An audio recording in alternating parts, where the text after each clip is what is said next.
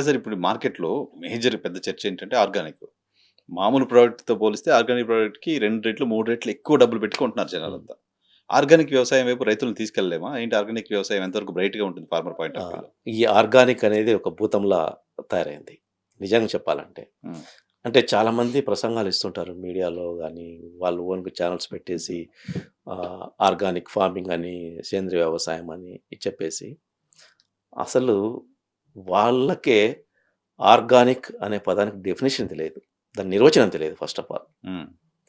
దాన్ని విచ్చలవిడిగా వాడేసుకుంటున్నారు. ఒక కమర్షియల్ వర్డ్‌గా మార్చేసి, దాన్ని ఒక వ్యాపార పదంగా మార్చుకొని, హ్మ్.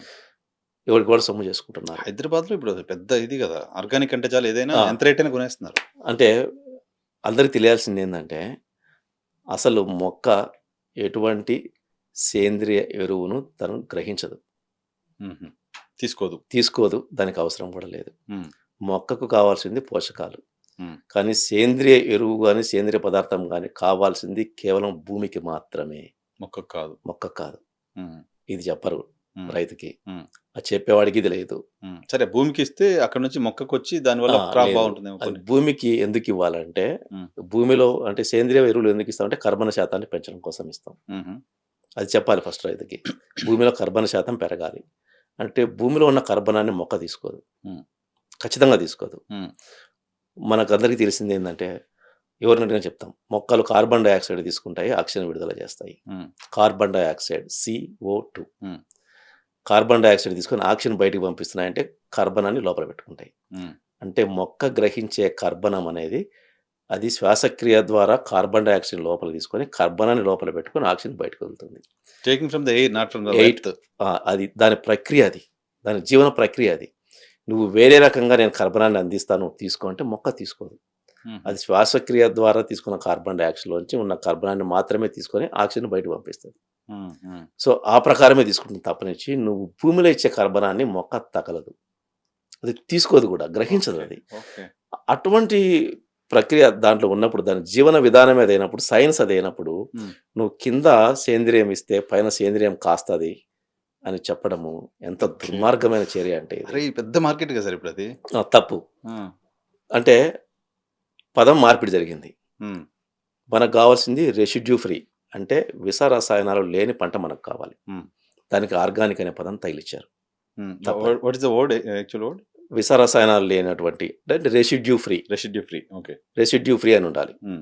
సో, దాని బదులు ఆర్గానిక్ అని తీసుకొచ్చేసి హ్మ్. మొత్తం నాశనం చేసేసారు. హుహు. అంటే కింద ఆర్గానిక్ ఇస్తే పైన ఆర్గానిక్ వస్తది. హ్మ్. అవును. అదే కదా ఇప్పుడంతా చర్చ. రైతులు అందరూ అట్లా పడిపోయి దాంట్లో మొక్కకు వేరే పోషకాలు అందించకుండా కేవలం సేంద్రియ ఎరువులు లేకపోతే సేంద్రియ పదార్థాలు ఇవి మాత్రమే ఉపయోగించేసి కొన్నాళ్ళు చూస్తారు. ఒక 2, 3 సంవత్సరాల తర్వాత దిగుబడులు పడిపోతాయి. దానికి మచ్చలు, రకరకాల రోగాలు చాలా చూడడానికి కూడా బాగుండవు. హ్మ్. సో, వీళ్ళేం చేస్తున్నారు ఆర్గానిక్ ప్రొడక్ట్‌లని పెట్టేసి అమ్ముతున్న వాళ్ళు, అవి చూడడానికి బాగుండవు కాబట్టి చూడడానికి బాగుండేవి ఏవి ఉన్నాయో అవి తీసుకొచ్చి ఆ ప్లేస్‌లో పెట్టేసి అమ్మేస్తున్నారు అంతే. ఓకే. ఓకే. వాడు ఎలా అన్నా పండించనీక సంబంధంలా. సో, ఆర్గానిక్ అనే పదం ఒక మాఫియా. మాఫియా. పక్కా మాఫియా అది. అంటే మనం సేంద్రియం ఇస్తుండేది భూమి కోసం. అందులో కొన్ని లక్షల రకాల సూక్ష్మజీవులు ఉంటాయి. హ్మ్. మొక్కకు మేలు చేసేటివుంటాయి. మొక్కకు హాని కలిగించేసుంటాయి. సో, అవి జీవనం సాగించాలంటే కర్బనం కావాలి వాటికి. హ్మ్. అవి కర్బనాన్ని తీసుకుంటాయి ఆహారంగా. హ్మ్. కుళ్ళు పదార్థం. కర్బనం అంటే కుళ్ళు పదార్థం. ఓకే. సో, అవి తీసుకుంటాయి. వాటికి ఆహారం కావాలి. So, okay. మనం కర్బనం ఇస్తున్నది వాటికి. హ్మ్. సో, అది చెప్పగలగాలి రైతుకి. హ్మ్. అట్లా కాకుండా నువ్వు కింద కర్బనం ఇస్తే మొక్క తీసుకుంటుందంటే తప్పు కదా! హ్మ్. హ్మ్. హ్మ్. తగలదది. ఈ మొక్కకు మొత్తం తగలదు. సైకిల్‌లో ఎక్కడా గూడా మనం ఇస్తున్న భూమికిస్తున్న కార్బన్. మొక్కకు అవసరం లేదు. ఆ! మొక్కకు అవసరం లేదు. ఓకే. మొక్కకది పరోక్షంగా సహాయపడుతుంది. హ్మ్. అంటే అందులో రకరకాల సూక్ష్మజీవులు, జీవన ఎరువులు, జీవ నియంత్రకాలు పరోక్షంగా సహకరించినా మరి అది కావాలి. హ్మ్. నేనదే చెప్తున్నా. సేంద్రియం కావాలి. కానీ దేనికి ఇస్తున్నాము? దానివల్ల ఉపయోగాలేంటి కరెక్ట్‌గా చెప్పు నువ్వు. ఓకే. మనం ఇస్తున్నది సేంద్రియం భూమికి. భూమికే ఇవ్వాలది. మొక్కకు కాదు. హ్మ్. భూమికే ఇవ్వాలి. అంటే మొక్క వేస్తున్న భూమి ఆరోగ్యంగా ఉండాలి. హ్మ్. సో, అక్కడ చెడు కలిగించే సూక్ష్మజీవులు అవన్నీ చనిపోవాలంటే వాటిని చంపే సూక్ష్మజీవి ఇంకోటి భూమిలో పెరగాలి. హ్మ్. సో, దానికోసం ఇవ్వాలి. హ్మ్. మొక్క పెరగడం కోసము అంటే ఆరోగ్యంగా పెరగడం కోసం అది సహాయపడుతుంది. కానీ మొక్క పెరగాలంటే దానికి పోషకాలు కావాలి కదా! హ్మ్. నువ్వు పోషకాలను పక్కన పెట్టేసి హ్మ్. కేవలం దీన్ని మాత్రమే నేను అందిస్తానంటే కుదరదు. ఓకే. ఓకే. సో, పోషకాలు తప్పనిసరి. హుహు. అంటే నేను నా వ్యవసాయ విధానం ఓఎన్బిఏ అని ఒకటి ఉంది. హ్మ్. సేంద్రియ మరియు పోషక పదార్థాల సమతుల్య వ్యవసాయం. Hmm. Organic and nutritionally balanced agriculture. Hmm. దాంట్లో నేను చెప్పేది ఒకటే. సేంద్రియం భూమి కోసము, పోషకాలు మొక్క కోసం. హుహు. నేనేమన్నా పాయింట్ ఏంటంటే సేంద్రియం భూమికి ఇవ్వడం వల్లే మొక్కకు పోషకాలొస్తాయి. రాదు. సంబంధం లేదా దానికి? సంబంధం లేదు. ఓకే. అంటే అవి ఉత్పత్తి చేయవు. ఓకే. అంటే ఒక ఈ పదార్థం పోషకాల ఉత్పత్తికి పనికిరావు అవి. అహా! కావాల్సిన అంటే కొన్ని జీవన ఎరువులు అంటాం మనం. హ్మ్. అవును. నత్రజని అవును. ఇవన్నీ హ్మ్. భాస్వరాన్ని కరిగించే బ్యాక్టీరియా ఇవన్నీ చెప్తూ ఉంటాం కదా! హ్మ్. అందులో భాస్వరం ఉంటేనే కదా అది కరిగించి సప్లై చేసేది. హ్మ్. అదే లేనప్పుడు ఇదేం పని చేస్తది? ఓకే. ఉంటది. భాస్వరాన్ని కరిగించే బ్యాక్టీరియా ఇస్తున్నాం మనం. హ్మ్. అందులో భాస్వరం ఉండాలి కదా! హుహు. ఉంటే అది దాని పని అది చేసుకుంటూ పోతుంది. ఓకే. ప్లస్ నత్రజని గ్రహించే బ్యాక్టీరియా చెప్తుంటాం. హ్మ్. అజిటోబాక్టర్ అని, రైజోబియం అని. వీటి పని ఏందంటే ఇవి రిలీజ్ చేసే ఒక ద్రవము గాలిలో ఉండే నత్రజనితో N2తో రియాక్షన్ అయిపోయి అది భూమిలోకి వచ్చి మొక్కకు అందుతుందని. హుహు. నిజమే అందుతుంది. కాదనం. కానీ మన భూమిలో మన అత్యధిక ఉష్ణోగ్రత నమోదయ్యే మన ప్రాంతంలో వాటి పనితనం ఎంతవరకు? వాటి పరిధి ఎంత? హుహు. ఇది తెలుసుకొని మనం రికమెండ్ చేయాలి ఫార్మర్‌కి. హుహు. 30 డిగ్రీల లోపు ఉన్నప్పుడే అవి పనిచేస్తాయి. ఓకే. ఉష్ణోగ్రత 30 డిగ్రీల లోపు ఉన్నప్పుడే అవి పనిచేస్తాయి. అది హ్మ్. కూడా సక్రమైన వాతావరణం భూమిలో ఉంటే. హ్మ్. భూమిలో నానా రకాల కెమికల్స్ అన్నీ ఏంటవి పడేసి, హై టెంపరేచర్స్ ఇవన్నీ నమోదవుతున్నప్పుడు, మనం ఎంత కర్బనం ఇచ్చినా సరే, ఎంత కర్బనం ఉన్నా సరే, అక్కడ సూక్ష్మజీవులు డెవలప్ కావు. ఓకే. ఓకే. ఓకే. అవి డెవలప్ కావు. హుహు. అత్యధిక ఉష్ణోగ్రత వల్ల గూడా అవి నివసించడానికి అనువుగా ఉండదు భూమి. హ్మ్. మన దేశంలో. హుహు. సో, అవి సమ్మర్ వచ్చిందనుకోండి, మన వాళ్ళేం జేస్తారు, పెద్ద పెద్ద మడకలేసేసి పెద్ద ఫ్లవ్ ట్రక్కులతో వేస్తాం గదా! తోవేసి మొత్తం అంతా భూమిని ఆరబెట్టేసి ఉన్నదాన్ని ఉన్నదాన్ని కూడా చంపేస్తారు. చచ్చిపేస్తాం. ఆ! మనకిదొక ప్యాషన్ అయిపోయింది రైతులకి. అవును. సో, అంటే రైతు తెలుసుకోవాల్సిందేంటంటే, సేంద్రియం ఉండాలి, పోషకాలుండాలి. ఈ రెండిటిని సమతుల్యత పాటించాలి. పోషకాలు ఎక్కడి నుంచి ఇస్తాం మనం? పోషకాలు మన భూమిలో ఆల్రెడీ ఉందనుకోండి, హ్మ్. మనం ఇవ్వాల్సిన అవసరం లేదు. కానీ టెస్ట్ చేసినప్పుడు ఏవైతే లేవో, ఎంత మోతాదులో లేవో, మనకెంత అవసరమో ఆ పైరుకి, దాన్ని మనం అందించాల్సిందే. హుహు. హుహు. వేరే మార్గం లేదు. నువ్వు సేంద్రియ ఎరువు ద్వారా నేను పోషకాలు అందిస్తున్నాను అని అంటే ఆ భ్రమ పక్కన పెట్టు. ఓకే. ఓకే. దట్ ఈస్ లేదు. క్లియర్. Very clear. హ్మ్.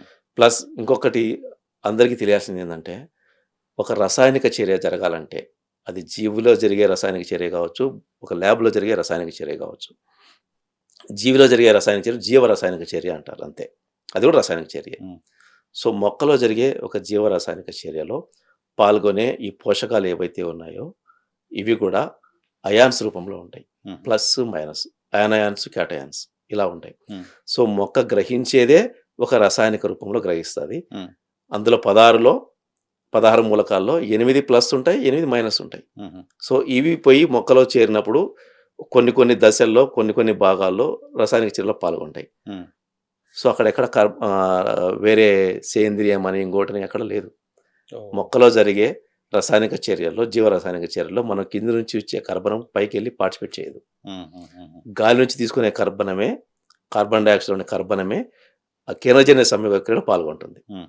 సో, కిరణజన్య సంయోగక్రియలో పాల్గొనే కర్బనం గాలి నుంచి వస్తుంది. హ్మ్. భూమి నుంచి రాదు. ఓకే. ఓకే. అసలు తీసుకోదది. హుహు. మొక్క ఎటువంటి కర్బనాన్ని కింద నుంచి తీసుకోదు. ఓకే. సో, ఆర్గానిక్ పేరు మీద మొత్తం అన్ని ఆమె దోపిడీ. పడేస్తున్నారు సార్ దోపిడీ. మోసం. ఓకే. సో, జనాలు కూడా బ్లైండ్‌గా ఆర్గానిక్ అంటే కొనేస్తున్నారు అంతే ఇంకా. కొనేస్తున్నారు. కానీ అది నిజంగా రెసిడ్యూ ఉందా లేదా టెస్ట్ చేసుకునేదానికి ఎవరికీ ఉండదు గదా! లేదు. అవకాశం లేదు గదా! హ్మ్. హుహు. సో, ఆ రకంగా మోసం చేసేస్తున్నారు అంతే. హుహు.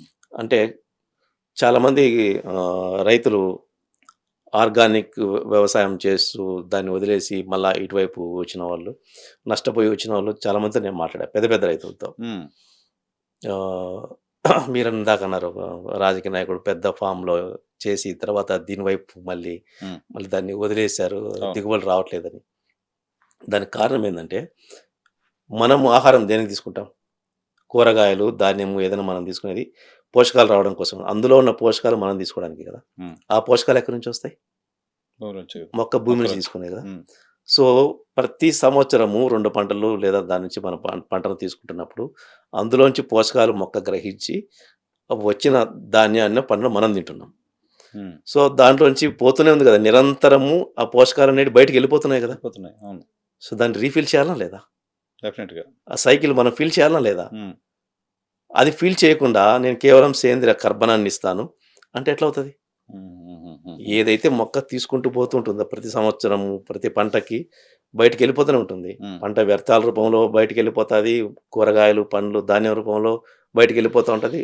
ఆ పోషకాలన్నీ బయటికి వెళ్ళిపోతున్నాయి కదా, భూమిలో ఇవే కదా అన్ని, ఉమ్, అవును. అక్కడ నుంచి కదా తీసుకుంది, అది మళ్ళీ భూమికి మనం పోషకాలే ఇవ్వాలి. అందించాలి కదా, ఉమ్, దాన్ని బ్యాలెన్స్ చేయాలా లేదా నువ్వు. ట్రూ. అది చెయ్యకుండా ఎప్పుడైతే నువ్వు కేవలం నేను సేంద్రియ ఎరువులు మాత్రమే ఇస్తాను ఉమ్, అని ఎప్పుడైతే వ్యవసాయం చేస్తావో ఒక 3 సంవత్సరాల తర్వాత ఆ నేల ఎందుకు పనికి రాకుండా పోతుంది. అందులో కర్బనం మాత్రమే ఉంటుంది. సో ఆర్గానిక్ పేరుతో అవి వాడడం వల్ల భూమికి కూడా మంచిది కాదు. మంచిది కాదు. అంటే నీకు ఆడ మొక్కకు కావాల్సిన పోషకాలు లేకుండా పోతున్నాయి. పోతున్నాయి. నువ్వు ఎంతసేపు నువ్వు సేంద్రియాన్ని అందిస్తున్నావు అంటున్నావు. ఉమ్, నిజమే, సేంద్రియాన్ని అందిస్తున్నావు బాగానే ఉంది. కానీ మొక్కను రక్షించే బ్యాక్టీరియాని పెంచుతున్నావు బాగానే ఉంది. కానీ మొక్క పెరగడానికి కావాల్సిన ఈల్డ్ ఇవ్వడానికి, పెరగడానికి, sustain అది అవ్వడానికి. పెరిగి పూత కాయ రావడానికి పోషకాలు ఏదైతే కావాలనో అవి అందించాలి కదా. ఉమ్, ఉమ్, ఉమ్, ఉమ్, ఉమ్, ఉమ్. అవి అందించకుండా ఓన్లీ కర్బనాన్ని అందిస్తే ఏమొస్తుంది. సో మనిషి ఓన్లీ ప్రోటీన్ తింటే బాగుంటుంది, రోజు ప్రోటీన్ తింటే కాదు కదా. కాదు కదా, అన్ని రకాలు కావాలనుకుంటాం కదా మనం, ఫైబర్ కావాలి, శ్రద్ధ తీసుకుంటాం carbs కదా మనం. కావాలి. సో అట్లాగే మొక్కకు కూడా అన్ని రకాల పోషకాలు అందించాల్సిందే. నీ భూమిలో ఏవైతే లేవో ఆ లోపాలు సవరించాల్సిందే. ఓకే. అవి సవరిస్తూ సేంద్రియం వాడు. సార్ మీరు ఈ ఆర్గానిక్ భూతాన్ని ఎలా ఆపడం? ఫార్మర్స్లో అవేర్నెస్ రావాలి. ఫార్మర్స్ వదిలేసి జనాలు విచ్చలవిడిగా పిచ్చి పట్టినట్టు కొనేస్తున్నారు కదా ఆర్గానిక్ అంటే. ఒకటి, ఇంకొకటి ఏంటంటే దౌర్భాగ్యం. ఉమ్, ఇప్పుడు ఆర్గానిక్ సర్టిఫికేషన్ అని ఉంటుంది. ఉమ్, ఇది మనం ఎగుమతి చేస్తున్న పంటకి వీటికి ఆర్గానిక్ సర్టిఫికేషన్ ఇస్తారు. విచిత్రం, పైన ఆర్గానిక్ సర్టిఫికేషన్ ఉంటుంది, ఉమ్, కింద రిజల్ట్స్లో ఏమిస్తారు తెలిసిన, నీళ్ళు రెసిడ్యూ అని ఇస్తారు. ఉమ్. అంటే నువ్వు టెస్ట్ దేనికి చేసినావు, విషపూరిత. దాంట్లో విషపూరితమైనటువంటి పదార్థాలు ఉన్నాయా లేదా అని చెక్ చేసి నీళ్ళు రెసిడ్యూ అని ఇస్తున్నావు. కానీ అది ఆర్గానికా కాదని కాదు కదా నువ్వు టెస్ట్ చేస్తుంది. ఎందుకు వచ్చింది అసలు ఇది, ఈ పదం ఎక్కడి నుంచి వచ్చింది అది ఆర్గానిక్? ఎలా చొప్పించారో తెలియదు కానీ ఈ మ్మ్. ఆర్గానిక్ అనే పదాన్ని మ్మ్. అది చొప్పించేసి మొత్తం దాన్ని ఆ పదంతో మార్కెట్ చేసుకుంటున్నారు. అసలు ఆర్గానిక్ ఐటమ్స్ కాదండి, వేసుకునే బట్టలు కూడా ఆర్గానిక్ బట్టలు వచ్చేస్తాయి. అది ఆ దౌర్భాగ్యం కూడా చూశాను నేను. మ్మ్. లండన్కి వెళ్ళినప్పుడు బ్రాండెడ్ మాల్లో షాప్లో ఆర్గానిక్ టీ షర్ట్స్ అని పెట్టున్నారు. ఉమ్, అంటే అక్కడికి వెళ్ళిపోయింది, అంత దూరం వెళ్ళిపోయింది స- చివరికి. ఉమ్, ఇంకొకటి కూడా వాడుతున్నారులేండి ఆర్గానిక్. ఈ మధ్య చాలా ఈవెంట్స్లో అందుకు చూస్తున్నాను నేను, ఉమ్, సెలబ్రిటీస్ అందుకు, నేను చాలా ఆర్గానిక్గా ఉంటాను, ఉమ్, నేను చాలా ఆర్గానిక్గా మాట్లాడతాను. ఎక్కడికి వెళ్ళిపోయింది దరిద్రం. ఉమ్, ఉమ్, ఉమ్, ఉమ్, ఆర్గానిక్గా మాట్లాడడం ఏంటి, ఆర్గానిక్గా ఉండడం ఏంటి, ఉమ్, ఇదంతా టూ మచ్ కదా. ఉమ్. ఆర్గానిక్ అనే పదం ఆర్గానిక్ అంటే న్యాచురల్ అనేది సైంటిఫిక్ నేమ్, అది న్యాచురల్. దానికి natural పదం రెప్లికాగా వాడుతున్నారు. న్యాచురల్ అనే పదం వాడు. ఉమ్, ఆర్గానిక్ ఏంటి, ఉమ్, ఆర్గానిక్ అనేది ఒక సైంటిఫిక్ వర్డ్. అది ఉమ్, ఉమ్, ఉమ్, ఈ విశ్వంలో 2 రకాల పదార్థాలు ఉన్నాయి, ఆర్గానిక్, ఇన్ఆర్గానిక్, సేంద్రియ, అసేంద్రియ.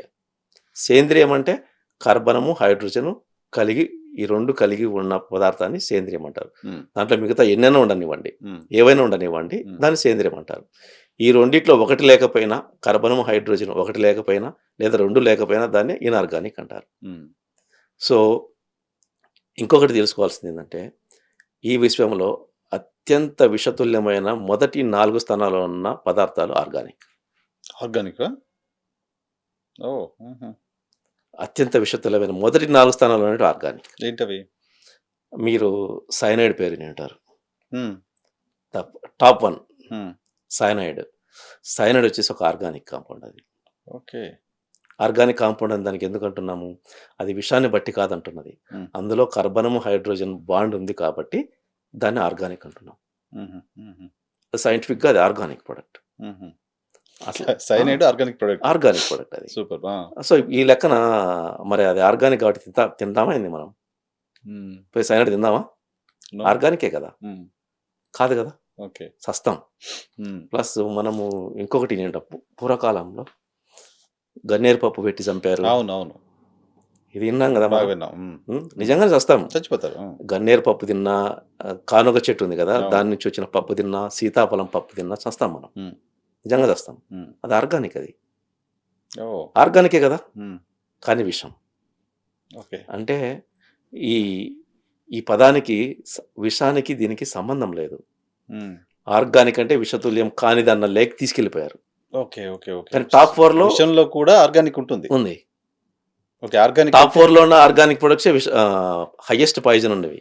ఓకే. ఓకే. ఈ సైనైడ్ అని, డైగాక్సిన్ అని హుహు.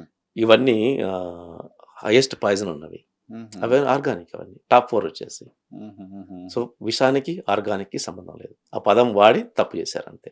హుహు. ప్రపంచాన్ని నాశనం చేస్తున్నారు. ఓకే. వ్యవసాయాన్ని ముఖ్యంగా నాశనం చేస్తున్నారు. ఓకే. So, okay. ఇవి రైతు తెలుసుకోవాలి. అంటే ఇప్పుడు ఒక షాప్‌లో ఆర్గానిక్ వెజిటబుల్స్ అని పెడతారు. బోర్డ్ పెడతారు. పక్కన వేరే నార్మల్ ఉంటాయి. ఆర్గానిక్ అంటే నువ్వు దేన్ని చెక్ చేయాలి? అందులో కార్బనం, హైడ్రోజన్ ఉందా లేదా చెక్ చేయాలి. ఇంతే. హ్మ్. ఒక ఆర్గానిక్ టెస్ట్ చేయాలంటే ఆ పదార్థం ఆర్గానికా కాదా? టెస్ట్ చేయాలంటే నువ్వు టెస్ట్ చేయాల్సింది అందులో కార్బనం, హైడ్రోజన్ ఉందా లేదా? హ్మ్. సైన్స్ ప్రకారం నువ్వు చెక్ చేయాల్సింది అదే. హ్మ్. అప్పుడు ఆర్గానిక్ లేబుల్ ఏసి పెట్టిన ఆ వెజిటబుల్‌ని చెక్ చేసినా, పక్కన వేరే క్రేట్స్‌లో ఉన్నటువంటి ఆ వెజిటబుల్‌ని చెక్ చేసినా అందులో కార్బనం, హైడ్రోజన్ ఉంటుంది. ఇందులో కార్బనం, హైడ్రోజన్ ఏంటి ఉంటుంది. మరి వేరియేషను? జస్ట్ మనం ట్యాగ్ ఏసాం పైన అంతేనా? మనం ట్యాగ్ ఏసాం. ఏం చేస్తామంటే ఇవి ఆర్గానిక్‌గా పండించినేటివి. కింద హ్మ్. సేంద్రియం వేసింటే పైన సేంద్రియం కాసింది. ఆ! Oh my God! ఆ! అసలు సంబంధం లేదు. హుహు. ఇక్కడ ఆర్గానిక్ ఇన్‌పుట్ ఇస్తే అక్కడ ఆర్గానిక్ అవుట్‌పుట్ రాదు. సో, ఆర్గానిక్ అనేది ఒక భూతం. అంతే. ఆర్గానిక్ అనేది ఒక భూతం. భూతం అంతే. హ్మ్. దాన్ని ఒక అభూత కల్పన దాన్ని క్రియేట్ చేసి వ్యవసాయంలోకి చొప్పించేసి హ్మ్. నాశనం చేస్తున్నారు. ఓకే. మీ సుదీర్ఘంగా ఆల్‌మోస్ట్ 2 డెకేడ్స్ పైగా మీరు దీంట్లో ఉన్నారు కదా సార్. నేను పర్టిక్యులర్‌గా ఫార్మర్స్ పాయింట్ ఆఫ్ వ్యూలో మీతో మాట్లాడించడం కోసం ఫ్రీక్వెంట్‌గా మళ్ళీ కూడా ఇంటర్వ్యూస్ చేద్దాం. ఒక్క 3 సలహాలు ట్రెడిషనల్ ఫార్మింగ్ చేస్తున్న రైతులకు చెప్పండి అంటే ఏం చెప్తారు? రైతు ముఖ్యంగా తెలుసుకోవాల్సింది ఏందంటే కేవలం యూరియా, డీఏపీ, పొటాష్‌లు వీటితో వ్యవసాయం అవుతుందనేది పక్కన పెట్టేసి మనము సేంద్రియ ఎరువులని ప్లస్ రసాయనిక ఎరువులని రెండిటిని సమతుల్యం పాటిస్తూ భూమి కోసం సేంద్రియం వాడండి. తర్వాత మొక్క కోసం పోషకాలు అందించండి. అది కూడా పోషకాలు అందించేటప్పుడు దశను బట్టి ఏ ఏ పోషకాలు ఎంత మోతాదులో అందించాలి. నువ్వు కరెక్ట్‌గా అందించినప్పుడు నువ్వు ఎటువంటి నష్టాన్ని చూడకుండా, ఎటువంటి పెట్టుబడి పెరగకుండా, మొ ఎటువంటి రోగాలు నీ పైరు జోలికి రాకుండా నువ్వు దిగుబడిని తీస్తావు. ఓకే. క్రాప్ వస్తుంది. మొక్క బా పెరుగుతుంది. పెట్టుబడి తగ్గుతుంది. రోగాలు రావు. పెస్టిసైడ్స్‌కి సంబంధించిన పెట్టుబడి ఉండదు. తగ్గిపోతుంది. ఓకే. సో, అది చేయాలంటే నువ్వు వ్యవసాయం గురించి తెలుసుకోవాలి. తెలుసుకోవాలి. తెలియదు నీకిప్పుడు. అంతా ఏమనుకుంటారంటే, నాకు మించి వ్యవసాయం నీకేమొచ్చు ఆ! అన్నట్టుంటారనమాట. ఆ! ఆ! ఈగో ఎక్కువ. హ్మ్. చాలామంది రైతులకి ఈగో ఫార్మర్ ఎక్కువ అంత ఉంటుంది. తొందరగా ఆ! గ్రోస్ అది హ్మ్. పక్కన పెట్టి హ్మ్. నీకు నిజంగానే నీకు నిజమైన వ్యవసాయం తెలియదు. హ్మ్. సో, తెలుసుకో. తెలుసుకొని సేంద్రియం వాడాల్సిందే. భూమి కోసం వాడాలి. పోషకాలు మొక్కకు అందించాల్సిందే. తప్పనిసరి. ఆ పోషకాలు అందించాల్సింది అది మొక్క తీసుకునేదే రసాయనిక రూపంలో తీసుకుంటుంది. హ్మ్. అది లోపల జరిగేటివి రసాయనిక చర్యలే. హ్మ్. కాబట్టి నువ్వు రసాయనం అనే దాన్ని బూతుగా చూడొద్దు. సో, చూడకుండా మొక్కకు ఆ పైరుకి ఏం అవసరమో ఆ భూమిలో నీవు లేనప్పుడు వాటిని ఫిల్ చెయి. ఓకే. ప్లస్ దశను బట్టి మొక్కకు ఏ పోషకాలు ఎంత మోతాదులో అందించాలో అంతే అందించు. హ్మ్. ఎక్కువ అందించినా సమస్యే, తక్కువ అందించినా సమస్యే. బ్యాలెన్స్‌గా ఉండాలి. ఎక్కువ అందిస్తే దాని గమనాన్ని నువ్వు మారుస్తావు. హ్మ్. అంటే ఎత్తు పెంచడం లాంటివి. పూత రావాల్సిన సమయంలో నువ్వెళ్ళి యూరియా ఎక్కువేసావనుకోండి, పూత రాదు. హ్మ్. అది పెరిగే వైపు మళ్ళుతుంది. హ్మ్. నువ్వేమిస్తే అది చేస్తదది. హ్మ్. సో, పూత రావాల్సిన సమయంలో నత్రజని అధికంగా ఇచ్చావనుకో, హ్మ్. అది ఇన్‌బాలన్స్ అయిపోయి, సో, అది పెరగడమే ఒక్క పనిగా పెట్టుకుంటుంది అంతే. హ్మ్. పూత రాదు. హ్మ్. సో, సో, ఒకటి పోషకాలు ఇవి ప్రాపర్‌గా అందించాలి. 2 మార్కెటింగ్ మార్కెటింగ్ తెలుసుకోవాలి. తెలుసుకోవాలి. మార్కెటింగ్ తెలుసుకోవాలంటే నీకు స్వేచ్ఛ కావాలి. హ్మ్. లేదా నీకు ప్రభుత్వం స్వేచ్ఛ ఇవ్వలేదు. నీకు స్వేచ్ఛ ఉన్న ప్రొడక్ట్‌లు ఎంచుకో. 2 పంట మార్పిడి. పంట పంట మార్పిడి ఎంచుకోవడం. జరగాలి. హ్మ్. నువ్వుకున్న భూమిని విభజించుకో. ఒకే పంట వెయ్యకు. ప్లస్ పక్క రైతు ఏం వేస్తున్నాడో అదే వేయాలనే ఆలోచన పక్కన పెట్టు. హ్మ్. ఇప్పుడు ఒక పంటకు ధర వచ్చిందని చెప్పేసి పొలమని రాష్ట్రమంతా అదే పంట వేయడం మానుకోవాలి. హ్మ్. సో, అది అది రావడానికి కారణం ఏంటి? తక్కువ ఎకరేజ్‌లో పడింటే దానికి ధర వచ్చింది. హ్మ్. అంతే సో, కదా! ఇప్పుడు మనం అందరం కలిసి ఎక్కువ ఎకరేజ్‌లో ఏస్తున్నాం. దానికి పంట రాదు అనే జ్ఞానం కూడా మనకు లేకపోతే కష్టం. సప్లై డిమాండ్ బట్టి ఉంటుంది. అంతే. హ్మ్. డిమాండ్, సప్లై అనేది ప్రతి దాంట్లోనూ ఉంటుంది. ఓకే. వ్యవసాయంలో అది ఎక్కువ ఇంకా. ఓకే. థర్డ్ వన్ ఎందుకంటే నీ పంటకి నిల్వ ఎక్కువ పెట్టుకోవడానికి అవకాశం ఉండదు. లేదు కదా! అదే పరికరాలకో, దేనికో అయితే సంవత్సరాలు ఉంటాయి. హ్మ్. నీ పంట రోజులే. కాబట్టి నువ్వు ఇంకా జాగ్రత్త వహించాల. హ్మ్. హ్మ్. డిమాండ్, సప్లై అనే దాని మీద నాలెడ్జ్ అనేది రైతులకు ఇంకా బాగా రావాలి. అది లేదు. హ్మ్. సో, ప్రభుత్వ నియంత్రణ అనేది తప్పనిసరి.